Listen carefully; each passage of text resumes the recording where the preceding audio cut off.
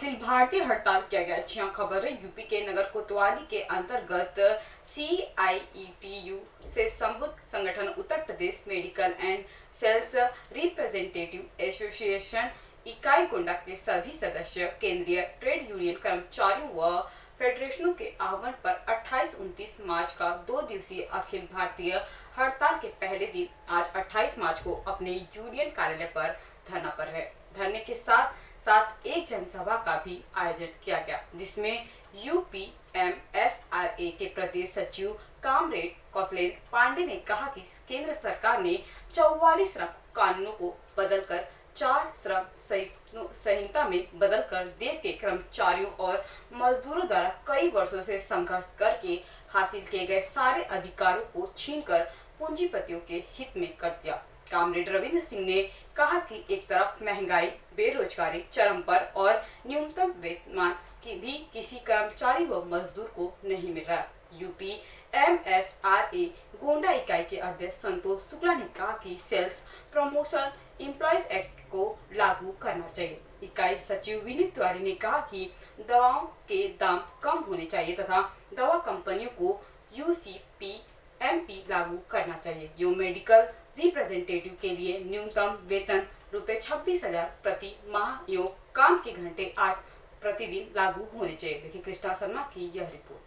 ये अखिल भारतीय स्तर पर हड़ताल है। इसमें सारे सेंट्रल ट्रेड यूनियन के लोग शामिल हैं। उसमें बैंक, बीमा, LIC के, PWD, राज्य कर्मचारी, सेंट्रल गवर्नमेंट के सारे कर्मचारी और हम लोग जो यहाँ बैठे हैं, हम लोग मेडिकल रिप्रेजेंटेटिव हैं जो डिफरेंट कंपनियों में काम करते हैं, दवा कंपनियों में काम करते हैं। हमारा संगठन है उत्तर प्रदेश मेडिकल एवं सेल्स रिप्रेजेंटेटिव एसोसिएशन, जो अखिल भारतीय संगठन FMRI federation of medical and sales representative association से संबद्ध है, जिसकी अखिल भारतीय संबद्धता centre of Indian trade union CITU से है।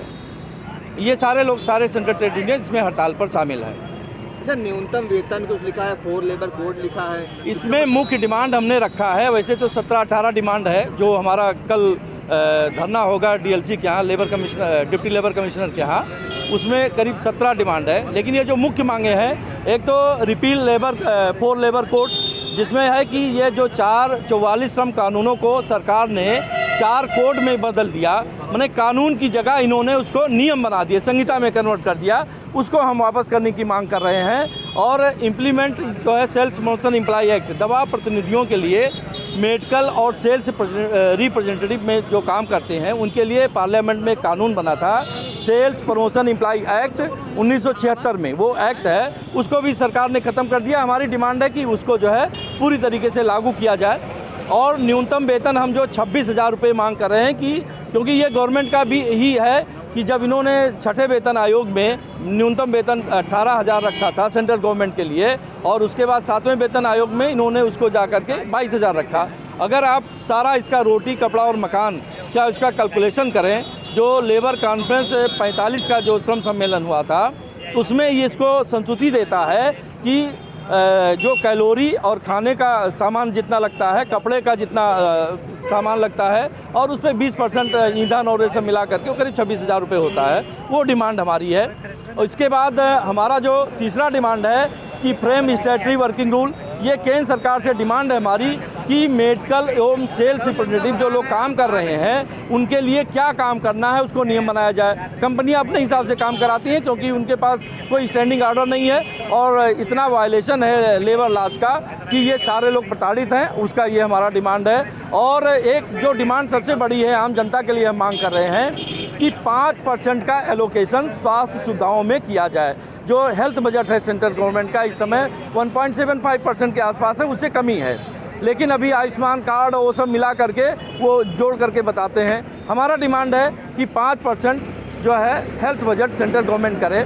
इसके अलावा जो हम डिमांड कर रहे हैं आम जनता के लिए कि दवाएं इतनी महंगी होती जा रही हैं कि जनता के खरीदने की बस की बात नहीं रह गई, इसलिए हम डिमांड करते हैं कि जो 1,20,000 करोड़ का टर्नओवर है फार्मास्यूटिकल इंडस्ट्री का, उस पर अगर एवरेज देखा जाए 8%, 5% और 18% का जो टैक्स है, वो 12% का टैक्स जो है और 28% 4 स्लैब है टैक्स का, तो उसमें जो लाइफ सेविंग ड्रग्स हैं, जीवन रक्षक दवाएं हैं और मेडिकल अप्लायंस में जैसे स्टंट लगता है, हार्ट वाल्व है, इन सब पर जीएसटी ख़त्म किया जाए, जिससे आम और गरीब जनता को अच्छी सुविधाएं मिल सकें और उसको दवा के दाम में कमी होगी तो वो अच्छे से इलाज कर पाएगा।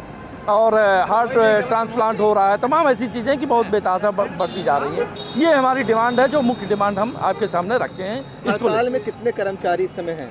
इस समय तो ये कहना मुश्किल है, लेकिन पूरे हिंदुस्तान के पैमाने पर अगर हम बात करें, शाम तक जो असेसमेंट करेंगे हम, करीब ये 12 से 13 करोड़ के आसपास ये हमारे लोग शामिल हो रहे हैं आज पहले दिन, और कल का जो हमारा अनुमान जाएगा वो करीब 20 करोड़ के ऊपर।